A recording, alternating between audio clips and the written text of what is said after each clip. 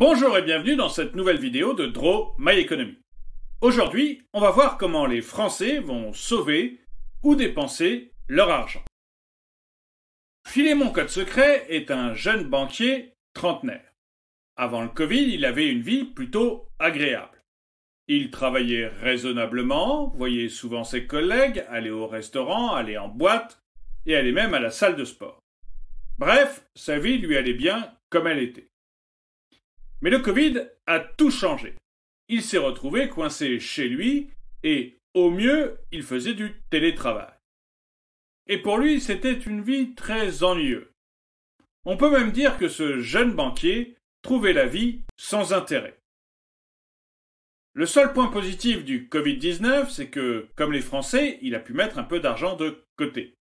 Selon la Banque de France, les Français ont mis 142 milliards de côté, de plus que d'habitude depuis le début du Covid-19.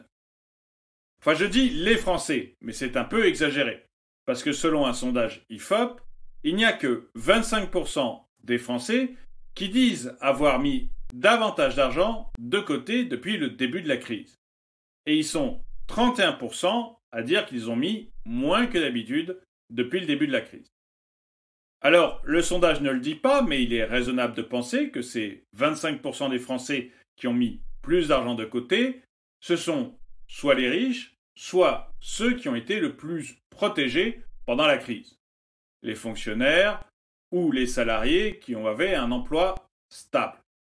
Alors que les 31% qui ont moins épargné que d'habitude, c'est probablement les professions libérales, les artisans, et ceux qui ont un commerce de type restaurant ou bar. Mais vous pouvez me dire dans les commentaires ce que vous en pensez et si vous croyez que je me trompe sur ce point. En tout cas, notre banquier, Philémon, lui, a pu mettre de l'argent de côté. Mais il s'est terriblement ennuyé pendant ce Covid-19. Puis, il a décidé de se tourner vers les ordres. Alors, pas le séminaire, la bourse de Paris. Mais là, il n'est pas très représentant des Français.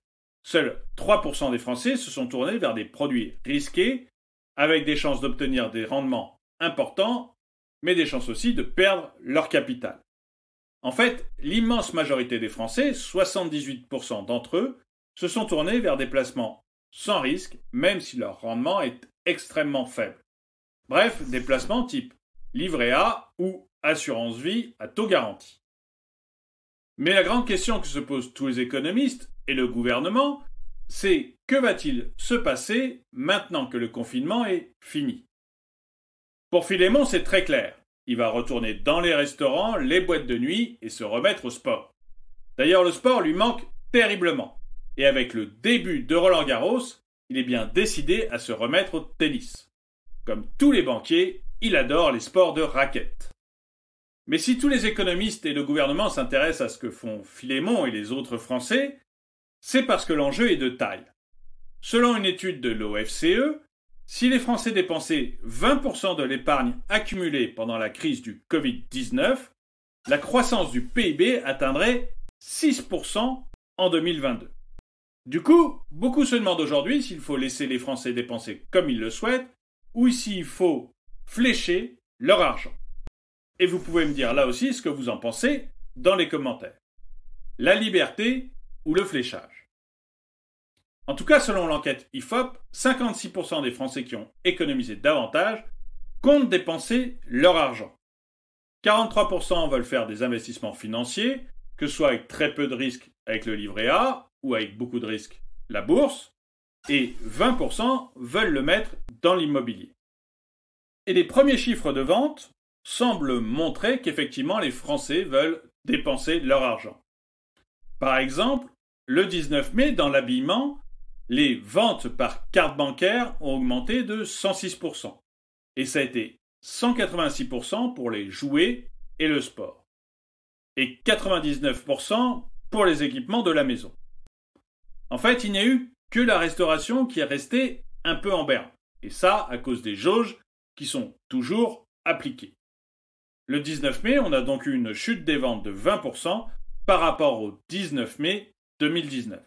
Et ça ne s'est pas arrangé au fur et à mesure des jours. Par exemple, le 26 mai, la baisse a été de 46%. Le cinéma, lui, reste stable. Mais c'est probablement parce que Philémon attend que les bons films sortent. La programmation actuelle n'a pas de gros blockbusters américains. Bref, la vie reprend ses droits, Philémon reconsomme et il recommence à travailler normalement. Il n'est plus à 100% de télétravail. Du coup, il revoit avec plaisir ses anciens collègues. Enfin, pas tous. Récemment, il s'est même battu avec l'un d'eux. Entre ces deux banquiers, il y a eu un véritable règlement de compte. Mais personnellement, je ne suis pas très optimiste sur cette consommation. Que Philémon profite de la réouverture des restaurants pour y aller un peu plus que d'habitude, c'est normal. Qu'il aille s'acheter des nouveaux vêtements parce que les boutiques sont ouvertes, c'est normal. Mais une fois qu'il se sera acheté une ou deux vestes, il trouvera l'intérêt d'aller en acheter une troisième relativement faible. Et une fois qu'il aura passé une semaine à aller au restaurant tous les jours, eh bien il se lassera d'y retourner. On aura donc une consommation qui va connaître un pic immédiat, mais qui après va redescendre. Et il est probable qu'en septembre, la consommation se mette à baisser fortement juste après la rentrée scolaire. Une grande partie de l'épargne ne partira donc pas en consommation, mais restera en épargne. Mais vous, qu'est-ce que vous en pensez? Croyez-vous que les 140 milliards que les Français ont épargnés en plus vont se retrouver dans la consommation? Ou pensez-vous, comme moi, qu'une grande partie va rester en épargne? Dites-le moi dans les commentaires. Et le proverbe du jour. Il faut apprendre à refuser l'échec et à n'accepter que le liquide. Merci d'avoir regardé cette vidéo, mettez-lui un pouce vers le haut, commentez-la, partagez-la. Merci à tous ceux qui m'aident sur Tipeee ou qui ont rejoint la chaîne en appuyant sur le bouton souscrire. Et je vous dis à très bientôt.